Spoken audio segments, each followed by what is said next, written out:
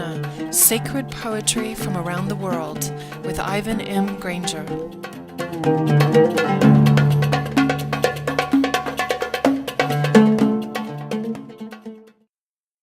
Mountains, mountains, mirrored in his eye, dragonfly. Mountains, mirrored in his eye, dragonfly. This is just, to me, one of those wonderful haiku. You know, haiku have this magical quality of taking just an instant in nature, not even a complete thought or observation, just like a fragment, and it just unpacks and unfolds, and it just suggests so many things the more you kind of think it and run it through your head. Like this one, mountains mirrored in his eye, dragonfly. You get so many elements playing out. First of all, if you just follow the lines of the haiku, it's like you can see the frame moving in tighter with each line. So first you have mountains. You know, I live here in Colorado at the foot of the Rocky Mountains. So every day I get this amazing panorama of the Rocky Mountains, and I have a sense of their immensity. And they really kind of, in their quiet way, dominate the psychology of everyone who lives here. And so you get this immense, stable image of these mountains. And very quickly that frame pulls in tighter, and you realize that the mountains are actually mirrored in someone's eye. It's a reflection of the mountains. And then it pulls in as tight as you can get when you realize that the eye it's reflected in is a dragonfly. To me, dragonflies have a particularly interesting quality as they come up in poetry.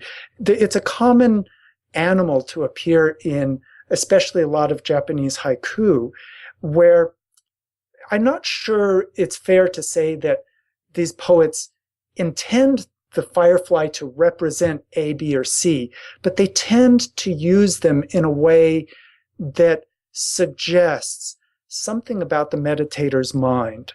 Because if you think about a dragonfly for a moment, they're so delicate.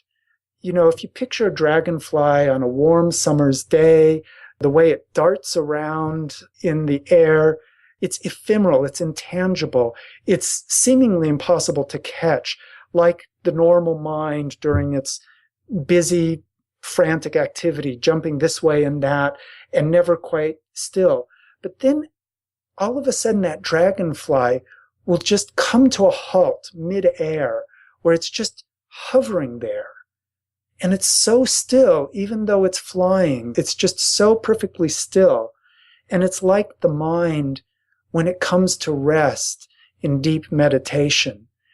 And when that mind comes to rest, it then becomes capable of true reflection, of reflecting something that's much more immense than its own small intangible nature would seem capable of. And so in this case, we can see this intangible little dragonfly reflecting the massive immensity of mountains. And that might suggest the same way that the meditator's mind, when it suddenly comes to stillness, becomes capable of reflecting the immensity of the greater reality, of the whole reality undivided. So we get this wonderful, very short haiku, mountains, mountains mirrored in his eye, dragonfly, by Kobyashi Issa.